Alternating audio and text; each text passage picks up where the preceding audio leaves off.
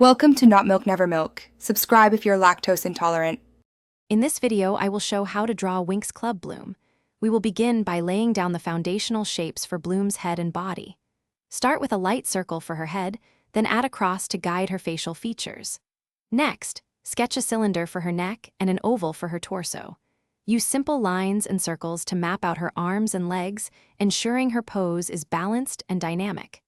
This initial framework is crucial for accurate proportions. Now, let's refine Bloom's figure by connecting those initial shapes with smoother lines. Focus on her feminine curves and dynamic posture. For her face, carefully place her large, expressive eyes, a small nose, and a gentle smile. Her hair is a key feature, so draw it long and voluminous, framing her face and cascading down her back. These details bring her character to life. Next, we'll add Bloom's distinctive outfit. Begin with her crop top and miniskirt, noting the specific design elements. Remember to add natural folds and creases to her clothing, giving it a sense of movement and dimension.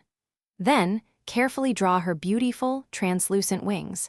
They should be large and symmetrical, with intricate patterns that reflect her fairy magic. This step truly defines her Winx Club look.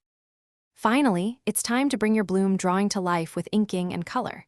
Carefully trace over your pencil lines with a fine-tip pen, then gently erase all the underlying sketch marks.